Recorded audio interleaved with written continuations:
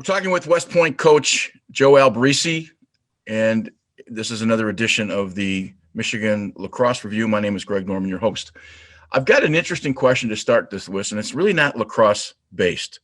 You started in 2008 a program where a guy carries a lunch pail to practice, and it's about the family values that you hold dear to your heart. Talk a little bit about the lunch bucket and how it kind of works in with your facility, and we'll kind of get going there if that's okay.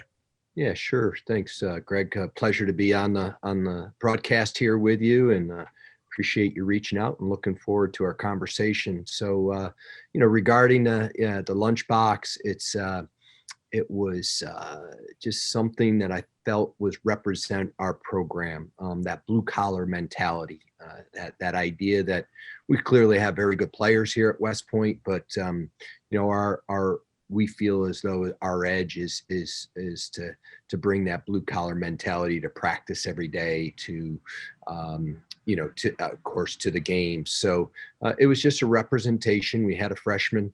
The first guy to do it was Billy Henderson, and Billy, I think I selected Billy, and because he best represented the values of our program, and as a freshman, and his job was to carry that bucket around. And what we've done, and actually it's up in the top, might be the first one in my top left shoulder, over my left shoulder here next to the hard hat.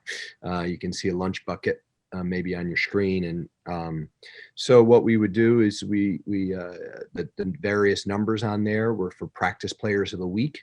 So the practice player of the week would get that, and we do that the following Monday. And then if we were fortunate enough to win the game, we put a little memento of our opponent in that lunchbox. So the idea is to get a nice heavy lunchbox, and that tradition has stuck for us since that time. And I take conference with the three previous lunchbox award guys.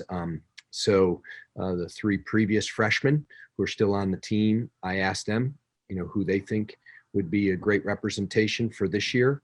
And the way I present it, Greg, is it's I believe it's the highest award a plebe, a freshman in our program could be given. And although it's before the season, just somebody that has taken to our values, taken to our culture, and best represents it amongst the freshmen. So it's a duty. I always tell them, I hand it off to them and I said, forget your helmet, but don't forget this lunchbox. Make sure this thing goes with us everywhere we go, from practice to weights to of course on the road. So I've had several players go to West Point. Ian Brahms would have been one of them back in the day. Ian played for me in high school. We had several kids who went to the Naval Academy. And when somebody asked me about when kids go to those service institutions, a couple to the Air Force, it's a little bit like explaining to me, for teacher teaching chemistry in AP versus teaching gym, you get the best kids, because you can't get into a service academy and not be one of the best kids. Does tradition and those kinds of symbolisms mean more at your school than they might at others? Well, that's a great question. I think there's across the whole sport, various programs have different symbols for their program, their own program, that mean a lot to them. The one thing I would tell you about this place, Greg, is it's hard to fake leadership. You can't do that every day. They're just being exposed to it. They're being asked to be leaders outside of the lacrosse realm. There's classes on it, that everybody takes. So they're inundated with it. West Point is the premier leadership institution in the world. And the mission is to train and inspire the next generation's leaders of character. So not just for the Army, but for the country. So, it's a big part of it. So you can't show up with less than your A game and start to direct or hope to manage and lead a group, because it will be found out real quickly. So that might be a little bit different amongst our guys. So, and getting back to your initial question of whether that means something more, there's some symbols around that definitely have our mean a great deal to this program, but I would think that that's the case in almost every program. So you're talking about some things in the last probably 5, 6, 7 years. All of the service academies have really upped their game competitively across the country. You know, there was a lull back there, I think maybe 6, 7 years ago, where they didn't, maybe a football team's example. I mean, they're competing at the highest levels. You guys have always competed at the highest level. Has there been a recent insurgence of administration that said we need to be more successful at athletics in terms of the competitive market? Is that something that says, or is it just that's just been the way it's gone? You know, I think that when I think of our mission here, athletics is, Greg, is seen as a leadership laboratory. So athletics has always been extremely important to the United States Military Academy, as it has for the other service academies. So that has its roots. You know, to just give you a quick little history, is back with Douglas MacArthur. Douglas MacArthur went to school here, fought in World War I, came back as the superintendent. And he felt in World War I, the best officers he served alongside of were athletes. So when he was the superintendent, the president of the school, this is prior to his World War II time as a general, he put forward the mantra that every cadet is an athlete. So, and basically what that is he recognized what athletics did in terms of your leadership and leading people and being part of teams. So here at 4:00, classes end and everybody does something physical. So our guys are coming to the lacrosse program and we're trying to pursue a national championship. But you know, even those athletes who aren't Division I are involved in competitive club, intramurals, all of things of which they're getting grades on that are leading to their overall class rank. So it's always been there. But I do give a great deal of credit in recent times. General Robert Caslin and Boo Corrigan came in right around the same time. So General Caslin was a superintendent, former football player, did some great things with the football program, and we were playing a little catch up with the other service academies at that time in football. And then Boo Corrigan had great vision for the for our athletic program, not only in football but just across the board, and did a phenomenal job. Both of them have moved on, and General Caslin retired and is now the president at the University of South Carolina, and Boo Corrigan went on to take the athletic director's job at North Carolina State.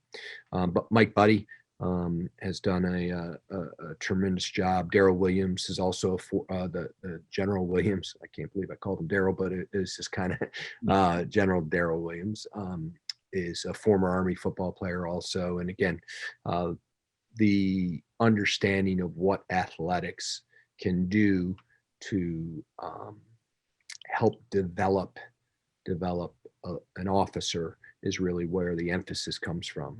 And like I said, it's seen as a leadership laboratory, being out there on the athletic field. So you mentioned General MacArthur. He also brought back, which maybe I guess a trivia question, but he also brought back the first classes that were ever developed about the ethics of war, about what happens within the process to make sure that guys understood it was the last resort. And I thought that's something that John Polino, who was the former club coach at West Point, would talk about that a lot when we would get together. Pretty phenomenal when you think about, the mind frame of, what you learn from war is not to go. And right. And he brought that. I thought I was found that as a great place. Yeah, you really walk through history anytime you come around campus here. And our history department has a saying that they're fond of is, much of the history we teach was made by the people we taught. So there's some legendary figures in the Army, as well as just in our society that have graced um, this academy. How many how many young men are going to school at West Point at any one time? Yeah, so there's 4,400, and that is capped by Congress. So there's a direct report that the United States Military Academy has, as do the other academies, to Congress, and we're capped at 4,400. With the steeped history that place is, do you ever get casual and just kind of you're just walking across campus there? Is it one of those places when I walk across your facilities, and I've been there number of times, I you have to pinch yourself. It's not like walking across Michigan State. It's just not. Yeah, it's different than anywhere else for Yeah. sure. Just again, in terms of its beauty, it has quite a unique beauty to it. But then again, just the history. But Greg, I would say that, and I live right here on the post also. So what keeps it fresh for me, what keeps it that level of awe of the place is really in recruiting. So when you're bringing people on this campus for the first time, and you're showing them it, and you're getting their reaction, it's a great reminder, just for me and my family, to not take it for granted. Not take it for granted to have access to this sort of aspirational living. So it is. I think that's probably where I get the reverence for the place, because you see it so often Right. in non-pandemic times through other people's eyes. Right. And it's I don't mean to sound like a fan. I just had to touch on that because I think you're very fortunate from a professional standpoint to be in a place that has that history and sort of the surroundings that come with it. So yeah, no question. Feel very blessed to be here into my 16th year as the head coach, and very blessed to be working with the young men that I get the opportunity to work with. It's you mentioned it, some of the best of the best.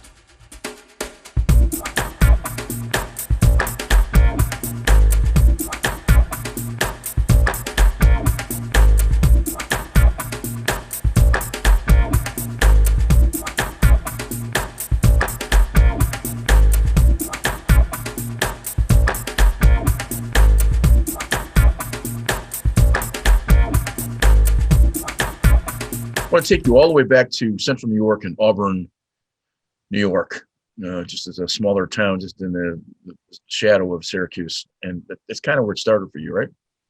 Yeah, it is where my father's parents immigrated from Italy and settled in Auburn. My grandfather, who I never met, had passed before I was born, but worked in a rope factory.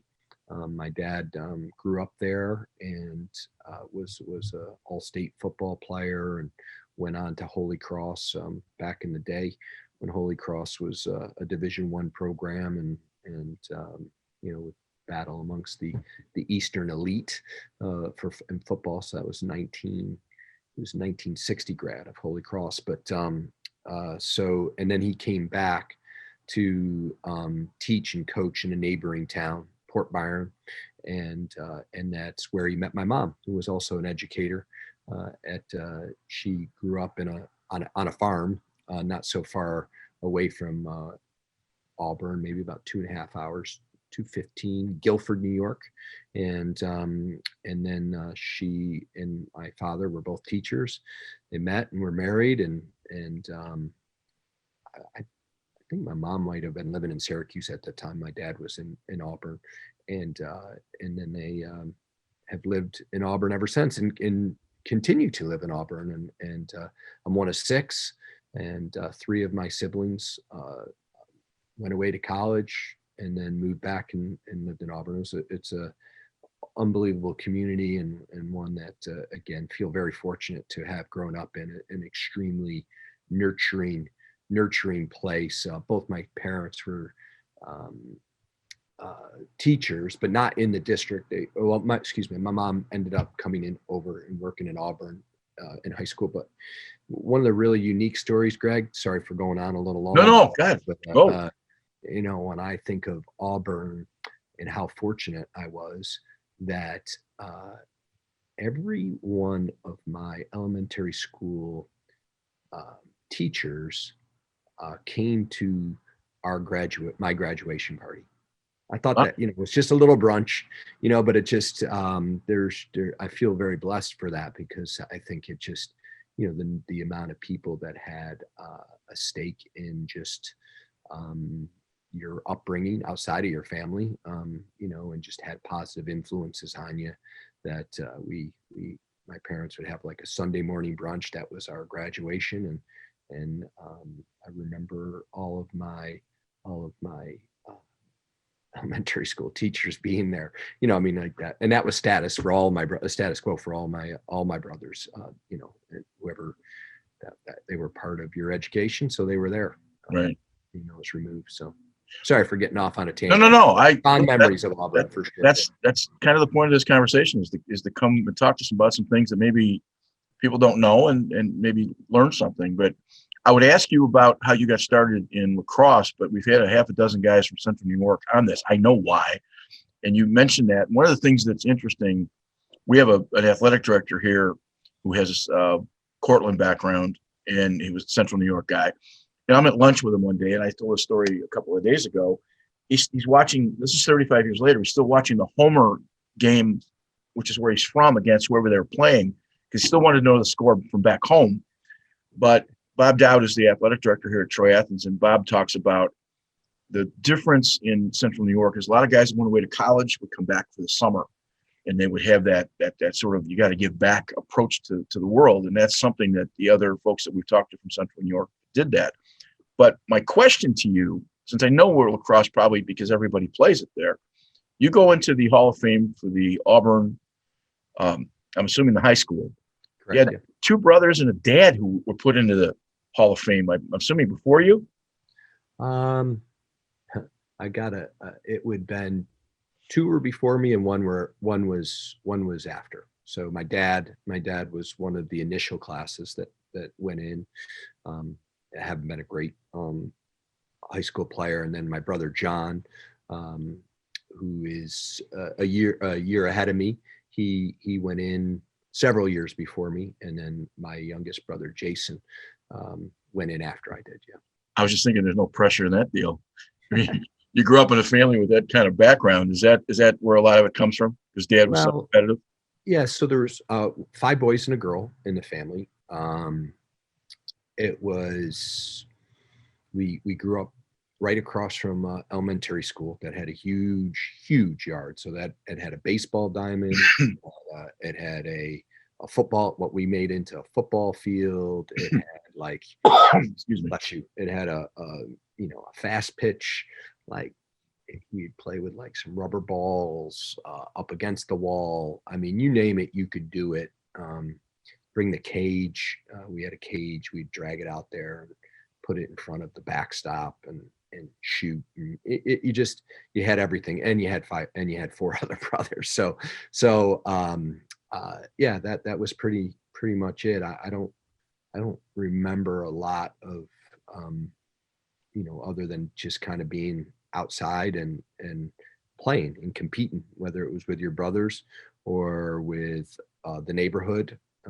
Everything, they had it all set, from like anything from baseball to night wiffle ball to lacrosse games to football games. You talked about the season. I can remember middle school kids like waiting, 6th graders waiting outside of the elementary school door, waiting for me to get out so we could start our football, our tackle football league that we play there. So, and then they had great youth sports too, Greg. Baseball was tremendous. Little League baseball was really spectacular. They did a great job of covering it. CYO basketball, Pop Warner football, all of those things were available to us, and there was no expectation from my parents to play it. It was just kind of like what we knew, what we loved to do, and so it's what we did. the irony in all of it is the last sport that I started was lacrosse. So lacrosse hadn't really taken hold in our town. Um, in fact, the modified program just got reinstated my 8th grade year, and that's when I started playing in my 8th grade year. So prior to that, I had been to a camp or two. I knew like lacrosse was something I wanted to do in high school, but so we got that year in there, and everything from ice hockey to 4 or 5 years of that, basketball, wrestled, all of those things I had done previous to lacrosse. So, but great athletic family, and really, when I think of it from a high school standpoint, all of my brothers had more success than I did in high school. Just my brother John, who was just ahead of me, he had, Auburn graduating about 360 kids. So it's not this tiny little town. I mean, that was what the classes were like then. And John was had 11 varsity letters. My brother Jason had 12 varsity letters, captains of all 3 sports. I didn't have that kind of high school resume. A little bit later development. My brother Jeff, who's not in the Hall of Fame, he had he was, I think, had 10 varsity letters, so big school, it's not an easy thing to do. And my brother Jim was a starting football player, quarterback, and also a lacrosse player. So Where were you in the pecking order? I'm 4th. So Okay. it goes Jimmy, and then my sister Joanne was the only girl, and then John, myself, Jeff, and Jason. So I was able to play with John in lacrosse, and Jeff. We played lacrosse and football together. Lacrosse and football. I'm an only child married to a woman who had 7 brothers and sisters, and I, displayed obviously growing up, only child syndrome, whatever that might be, and it's been a fun, long relationship with having to learn about brothers and sisters. So, I mean, obviously, six kids in your family, that was typical of the time. It's not typical so much anymore, but yeah, it was, and both my parents were teachers, and salaries at that time really wasn't much to them, so we didn't know much about it other than we had what we needed, and had a wonderful uncle that would provide those little additional lacrosse stick, or if you needed a net, those sort of things, to your stick, and Uncle Bruno, and it was an awesome childhood, just loving brothers, a sister who has looked out for me for my whole life, and you're explaining the field across from your house. I grew up in the same town I grew up in the same kind of background 20 years earlier than that.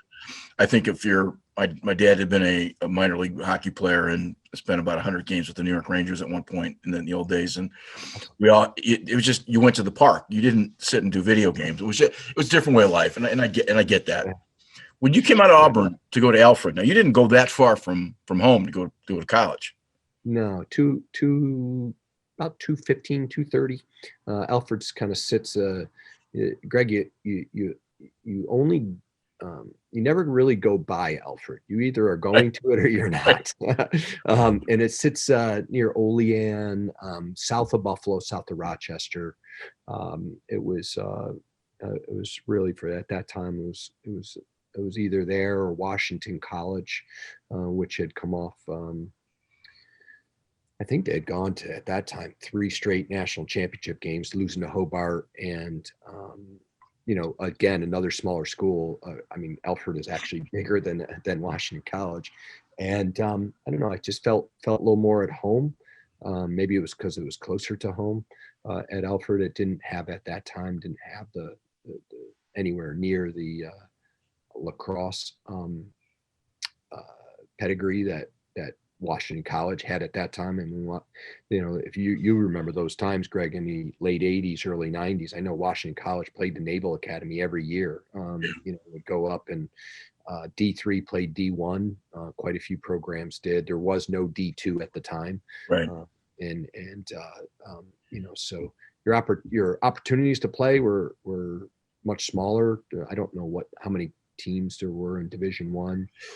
Division III at that time was probably, I would say, a fourth of what it is right now in terms of schools. So a little smaller, but it was a really wonderful, kind of fumbled into a wonderful experience is really how that turned out. We talked a lot on the show with a number of coaches who have had Division III experience, and Division III teams were certainly equivalent to any of the middle to lower middle and to the bottom of the Division I teams. I think of Mike Carnavera at Denison. Good example that, I mean, he had almost a national schedule as a D3 team for years. And you'd see this small school, and unless you knew what the process was, they'd come up and play a really good club team like Michigan in the early days. And, it was a different world. I think Division II is now taken off. And so you start to see Indianapolis and Lake Erie and Limestone and some of the schools that, have developed that because the sport's growing, from that. Do you consider they used to have a day of champions? So like the D3 champion would play the D1 champion down on Manhasset. Right. Remember Hobart. I mean, not that it's a stretch now because they're Division I, but Hobart was a Division III school. Played and beat. I think it was the year before I got into. Maybe it was 86, 85. Hobart beat Syracuse at Boswell. Nazareth used to play Penn State every year. Like you're watching film and you're watching Naz play Penn State. We went out and played Air Force when I was an assistant at Alfred. Yeah, so it was a little different. It was a different world for sure. I would like to see the NCAA have the Division III and Division II national championships on Memorial Day weekend. I'd like to see them. Even if it's a late type game, it would be really cool because I think people, if they saw the national championship D3 and D2 game, I think they'd recognize these are pretty good programs. No question. I think that's something. There are. I mean, I look at some of those Salisbury programs and I go, holy mackerel, those kids are extremely talented, athletic. This was, back, we used to scrimmage them when we were at Duke.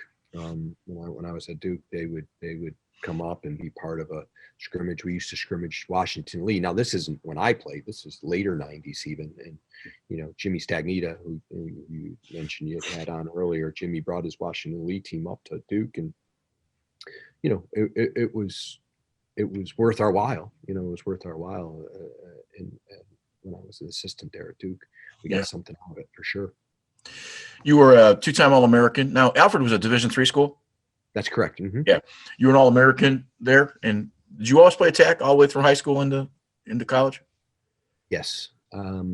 Yeah. Right from when I started, I never played anywhere else other than attack. What do you coach? What's your primary responsibility coaching an Army? And I asked, is it attack still coach attacks or do you coach defense? So that's how I started at the very beginning of my career. I went on to grad school and I worked with the offense. Coach Brown really ran everything, but that's where I would assist. And then I went to my next assistant coaching job was here at Army, and I coached the offense. Then I went down to Duke and spent 8 years as the offensive coordinator. And then Coach Press came in and said, "Hey, Joe, I'd like to switch roles." So he was the D coordinator and I was the offensive coach. And we had come off a disappointing 04 season. And we had been together for 8 years and he wanted to make a change. He had mentioned something a year or two earlier that, how would I feel about it? But then we just kind of left it and then came in one day and said, "This is what we're going to do." So it turns out we went to national championship game that year. We had both had young groups on both sides. And then fast forward, I came to West Point and as the head coach, and Mac DeAnge had been coaching the offense for a long time. And I felt like where I could have the impact and be a little bit more myself That's what I found out in that defense, the coaching defense one year um, at Duke, was that just kind of fit my personality better. So I coached the defense here. But what we would do, Greg, is I would, as the head coach, I just wanted to be with both. So I continued to coach the extra man. So I coached the extra man in the defense. Mike Murphy would coach the man down. And so we were all, and the goalies and as well. And it's been very valuable. So I kind of was the D. I would head up the D up until last year. We kind of, for the first time, just shifted coordinators, and Justin Ward is a tremendous offensive coach, and he had been assisting Kyle Georgalis for a long time on the offensive end, or for several years, 2 years. And so we promoted Justin to the offensive coordinator, and Kyle was an All-American defenseman at Cornell and worked with the defense for his time, but his previous 7 years had been on the offensive side with us. So it really has created a great staff dynamic for us. So now Coach Kyle is our D coordinator, and it's given me a lot of freedom to just bounce between both. And then Connor Kubikowski handles our goalies and our face-off games. So you just kind of, I've gotten the one piece, Greg, is I don't want us to be siloed.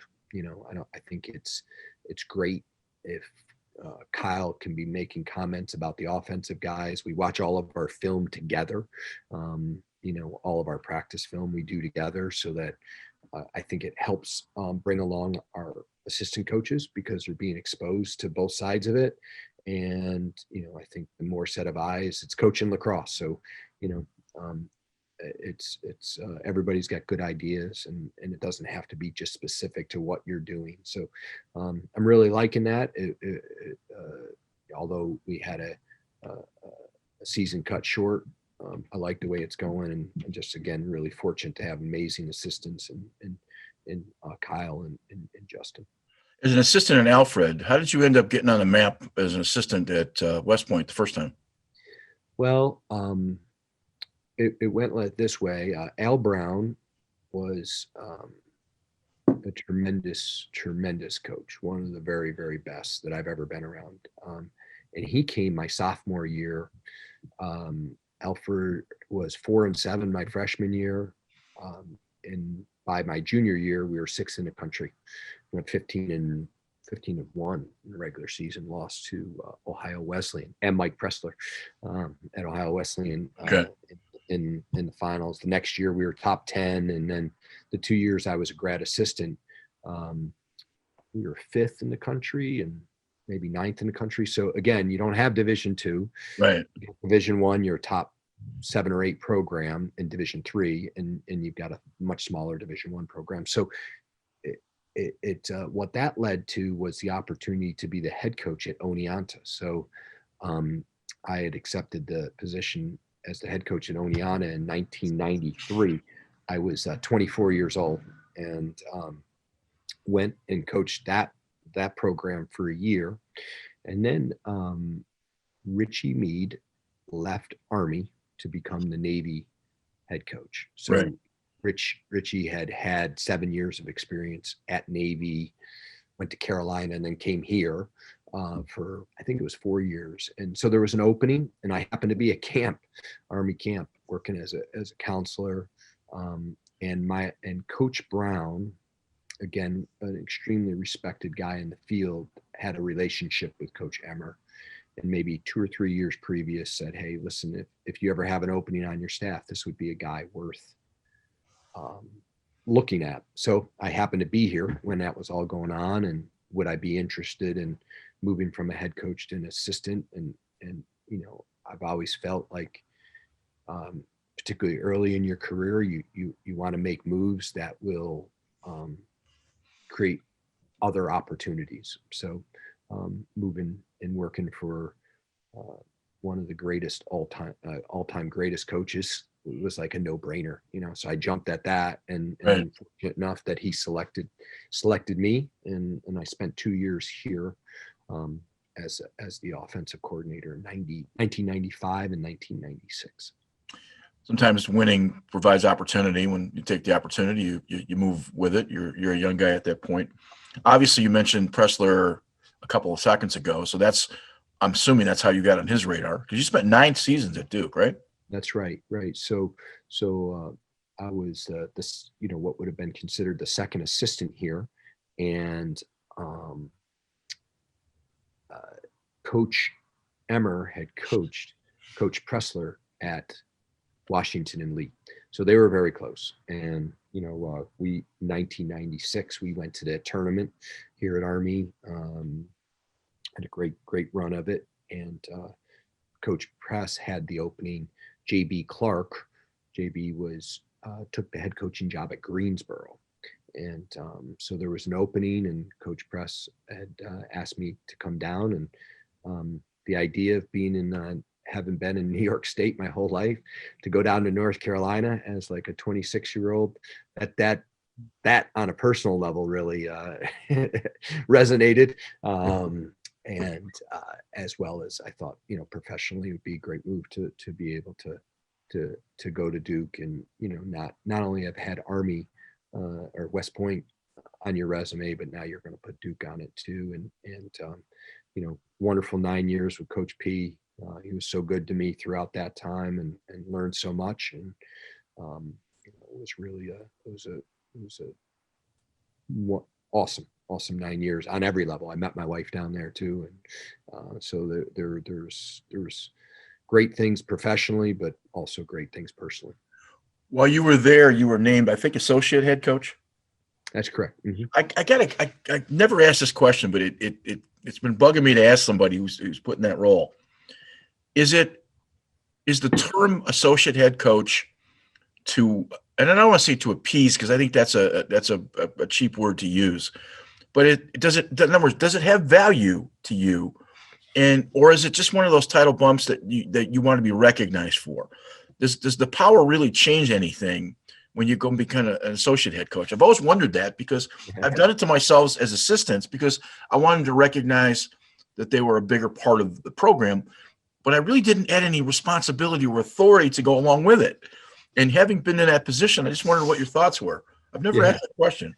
Yeah, that's a good question. My situation, no, not really. Coach and I, and at the time, Duke, we had like a part-time assistant coach. Maybe the first 4 or 5 years I was there, somebody that was there to coach. So I had plenty of responsibilities right.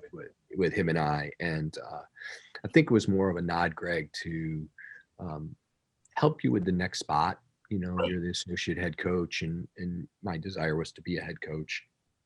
That was going to help. So, throughout that time, I don't think much changed that way. John Lancey, a Michigan State guy, Greg. Yep. John joined the staff, and we still remain good friends to this day. But that was the first time we had a full-time other assistant coach. So, but nothing really happened with in terms of like more responsibility or how I was looked at. I think it was just more like you could be the associate head coach applying for the next job type of thing. One of John's cousins was actually my fraternity brother at Michigan State. Was that right? 25 years ago. So long. Okay. There's this thread that sort of twines us all together at some point. Sure. Well, Michigan State, our connection to Michigan State, not only with John, every story John told me, I feel like I went to college at Michigan State. John told me every story from Michigan State for over 5 years. But also Bob Scandalaris, who I know is a big part of Michigan State athletics. I coached his son Lee at Duke, and Bob's done amazing things. And I was out there. I was actually at University of Michigan, but I had a chance to see Bob and Lee for a few minutes at a Michigan State football game. We connected. So I was very instrumental in all kinds of athletic programs. In fact, one of my I was the club coach for the girls team there. We needed a couple extra bucks to go out to a tournament in Santa Barbara. And all of a sudden, one day a check shows up. We were, I don't know, $3,000 or $4,000 short, whatever it was, to get on the plane. And well, there's the money. Bob lives amazing family. Literally lives 5 miles from me here. So he's real close. Yeah, he's real close. Yeah, and I'm a Spartan all the way back to I was a ball boy in a '66 football team. So we played there, went to school there. I'm real green and white, so I get that part. Just to back up for half a second, inside baseball, we all know that Mike Pressler is, I'm not going to use the word genius, but is as good as a coach that's ever put a whistle around his neck. What is it that we don't? You spent 9 years with him. What is it that we don't know about him? You know, the idea that you would switch a coaching staff, you're going to go to offense and I'm going to go to defense. That's not something that's not normal thinking. Yeah. Coach was what I think more than anything, you know, above the X's and the O's was extremely invested in inspiring and motivating every day. Like that was part of it. The kids would joke a little bit, you know, after they would stretch, he would talk to them before practice and, you know, felt like they needed to re-stretch again sometimes, you know, because he was sharing with them some inspiration and you know, that alongside of his competitiveness, his drive, his will to win, you know, were things that were really special about him, you know, and I thought it at the time and clearly in sitting in a head coach's seat, see that from him. And I think that those were the things that really stuck out most to me, you know, and I took with me even above, you know, a lot of the X's and O's, and certainly over 9 years, there's tons of that goes on, but that idea of his competitiveness and consistently and investing in inspiring the guys, that was when you came back to Duke from Army, was there a connection with Coach K at all, because having graduated from West Point? Sure. So when there's a strong Duke Army connection, like in everything. So a lot of in the medical staff, there's a lot of guys who did the residency there, and now they're up here and back and forth. So there's a strong tie. Coach K still has an award that he comes up and presents yearly up here, and you know, for leadership and ethics through sports. And so he's very connected. A quick story, Greg, was when we were getting ready to go to the Final Four at Duke, and Coach Krzyzewski spoke to our team. And he walks out the door after speaking to our team. It was brilliant, as usual. And he gives me, you know, like, waves me over, and, you know, I'm kind of looking. I was in the doorway. I didn't know who he was talking to. I had been very friendly with his assistants and played a lot of basketball with those guys, but, you know, and I think Coach K would have known me enough to know that I was in the lacrosse program. Might have ended there, but he's waving me over or outside the door. So I look, you know, he's like, "Hey, no, you." And so I walk out there, and he said, "Hey, I was just up at West Point, and their coach is retiring, and I would love to, I think you would be a great fit, and I would love to make a few calls on your behalf." And I was like, you know, that was one of the highlights, you know. And I remember the next day seeing him and chatting, and he had said, I've already made the calls. And I was like, you know, well, and I just told him, I was like, "Coach, I don't know if I'll be the next coach at West Point, but I can tell you this really means a great deal to me that you would, you know, to your alma mater would call some people on my behalf." But he's just been that way throughout, and even now when I get a chance to see him occasionally, he's just a wonderful person. I had a few years back in 2017, I won that award that he gave out, and his graciousness with my mom and dad, who came down, and my children, just a special human being that happens to be a amazing coach. His daughter was involved in the cheerleading world, and there was a national cheerleading deal here in Michigan. This is maybe 20 years ago. And I was kind of hooked into following a family member around, and I was a coach. So I had to sit in stands for a weekend for this cheerleading event. Found out that he was going to be the main speaker on Sunday when they gave an awards out. Now, 95% of the folks at the building had no idea who he was. They just knew he was the coach at Duke. And of course, we all knew.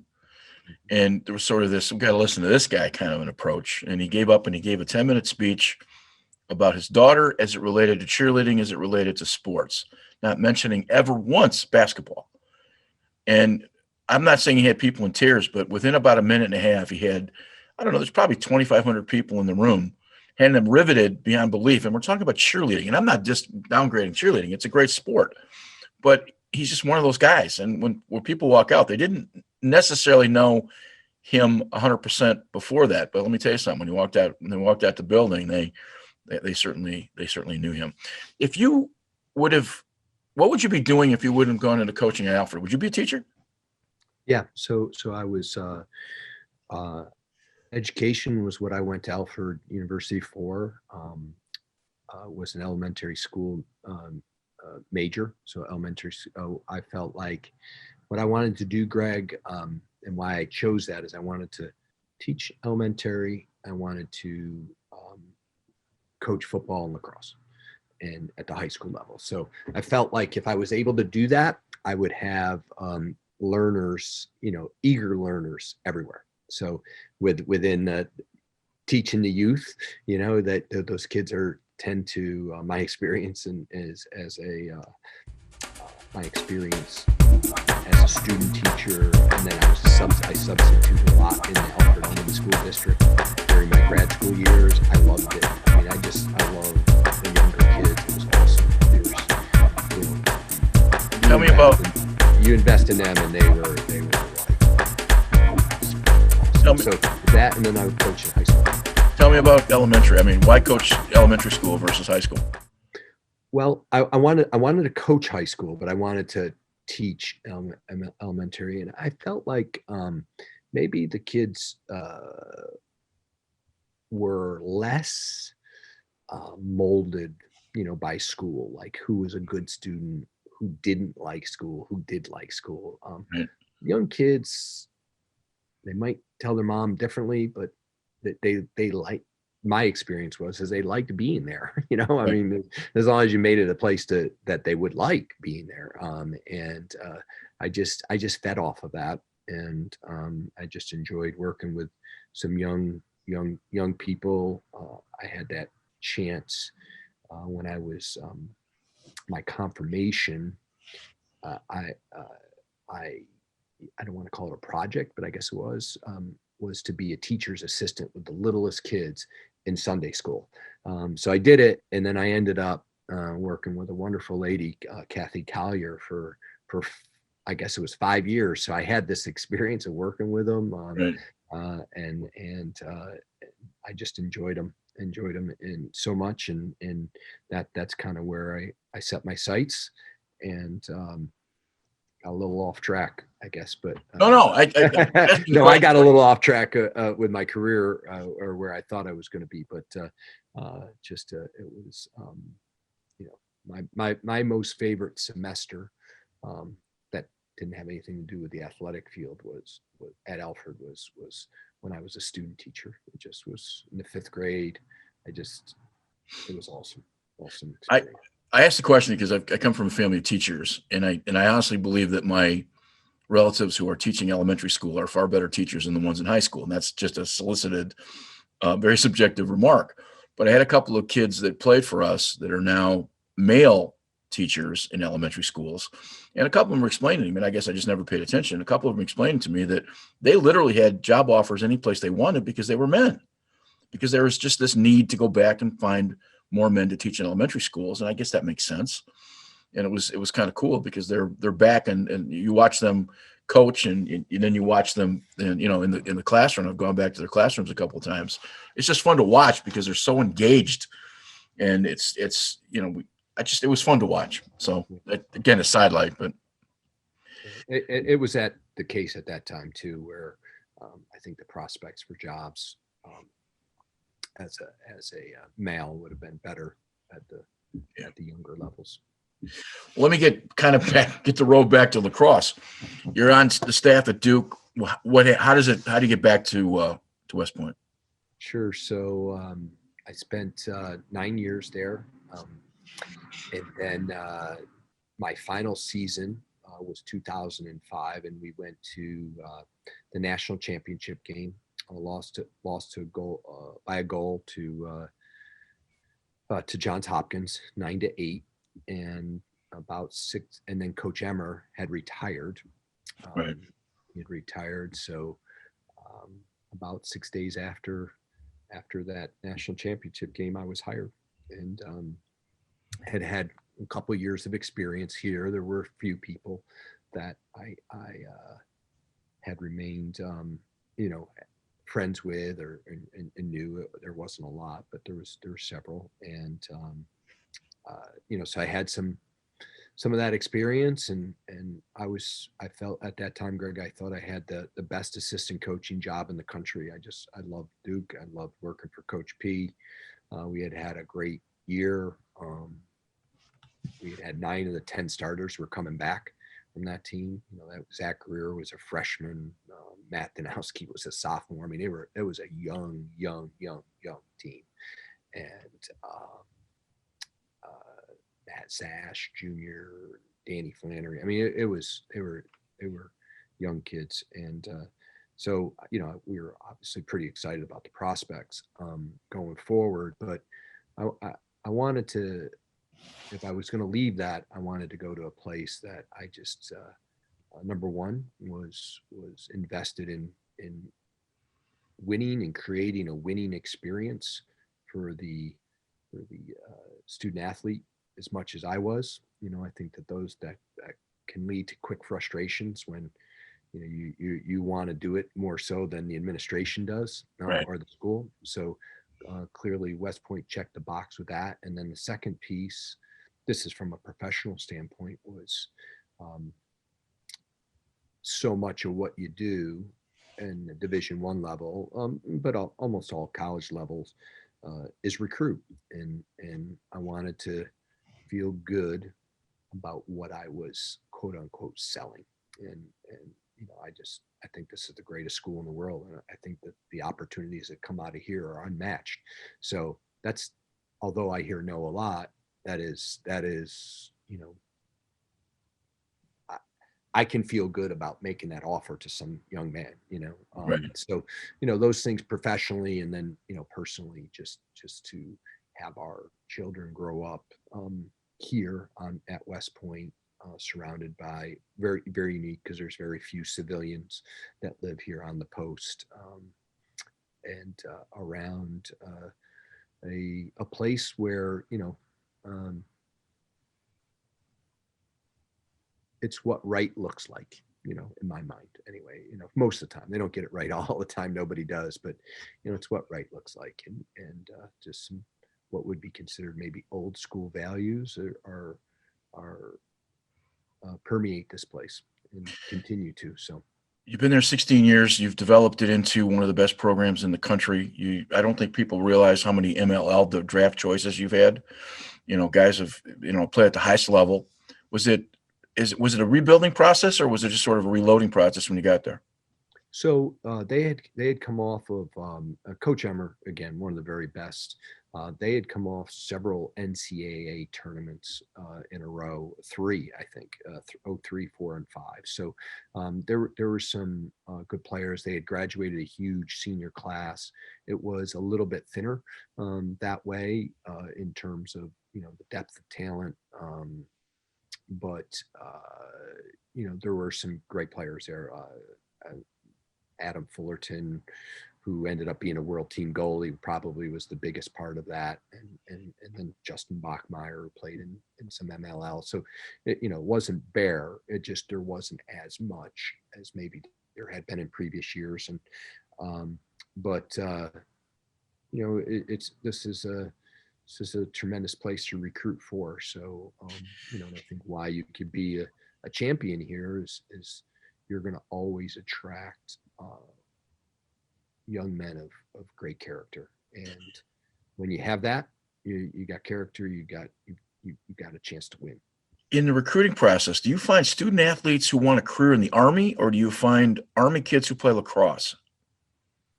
Yeah, so the process usually takes shape this way, Greg. It's always a little different, but for the majority, the process is about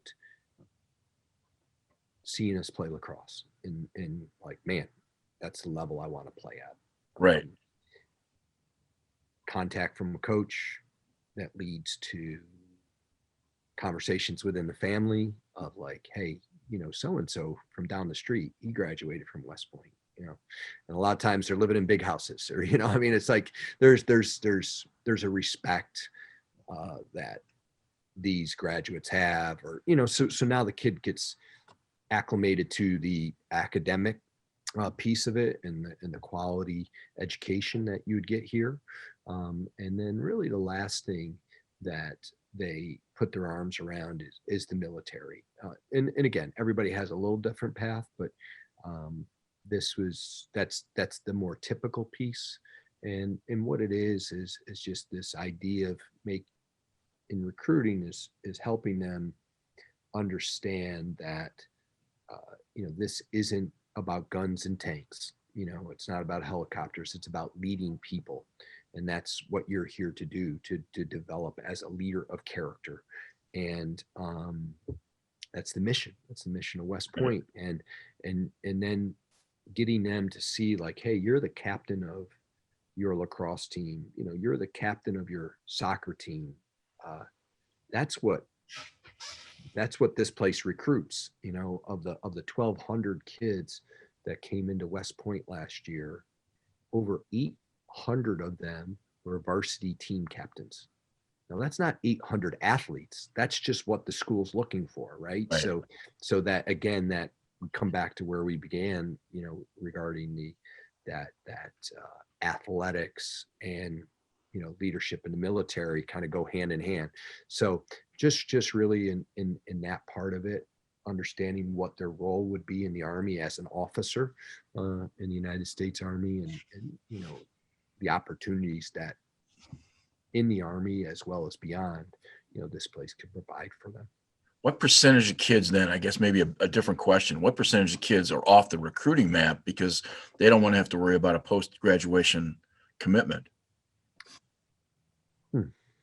I would say that's probably, what we hear most, is, geez, I love the school. I love that opportunity. It's just the Army. And, I kind of look at it as we just didn't do a good enough job educating them. There's just by nature a fear of the unknown. And Sure. It's the Army means listen, there's something different to different people, and right. And so I listen, Greg, it's a guaranteed job. It's a job in which you're leading people. The idea that you're going to spend your 5 years, run around hunting down bad guys, that's not necessarily what you're doing. In fact, there's avenues that's what you. No, I get it. There's a lot of ways to protect and defend that the Army provides with 17 different branches, 17 different areas in the Army. There's a lot of ways you can do that, serve your country. And, so we just try to get that across, because for most, it's not, they haven't grown up wanting to be a soldier their whole life. That isn't what's been in their family. It isn't what they've been exposed to. So I asked the question because it's every facility, every institution has recruiting challenges. If you're an Ivy League, there's no scholarships. If somebody were here and I had a player wanted to say, hey, I want to go to Michigan or Michigan State, if Michigan State had a Division I program. It's a lot harder to get into Michigan to Michigan State. That's just the nature of the beast. Sure. Different kind of roads. I was just curious. I would be remiss without talking briefly about your son Max. Max has been an inspiration, I think, to you Sure. and the family. And how's he doing? He's doing awesome. He's doing awesome. He's junior in high school right now, and they're in online schooling, and I couldn't be more proud of him for um, how he's taken to that and how well he's doing. He's a very bright young man, and is somebody that I give him a lot of credit. He's really challenged himself academically. It's AP physics, it's AP pre-calc, AP history. That wasn't my path, Greg, in high school. I can tell you that for sure. So, but he's really challenged himself there, and the lacrosse standpoint, their season got cut short last year, but James O'Neill High School, which is just outside of West Point here, has provided a nice program for him to be a part of, and he's furthered it.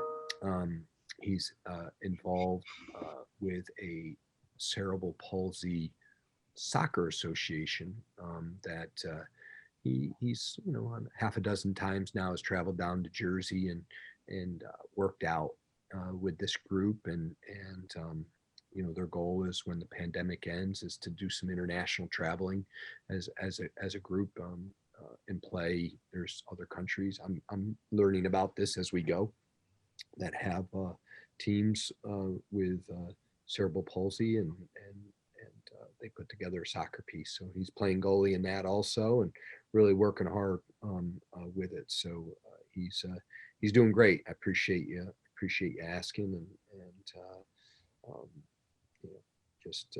it's hard to think that as Peter and I, my wife and I, are he's less than 2 years away from being in college.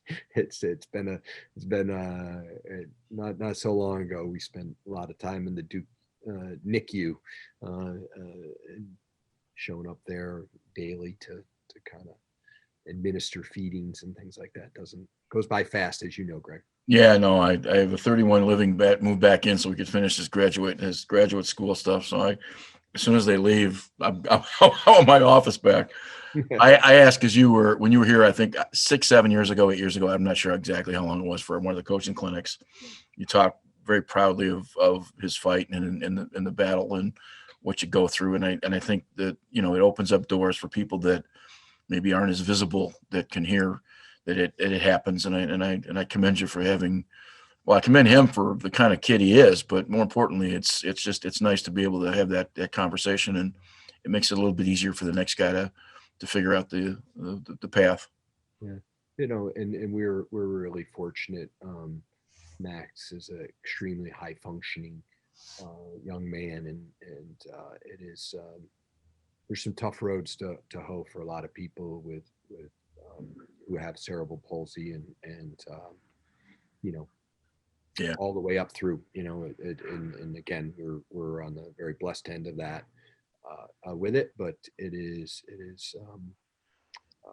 something that if there's a person or two that can kind of look to Max and gain some inspiration from that, fully healthy people or Right. not, then that's certainly a positive. Or even more so to wife Petra, because she's the saint in the house. And I say that from this standpoint: you're the coach who's watching a lot of film.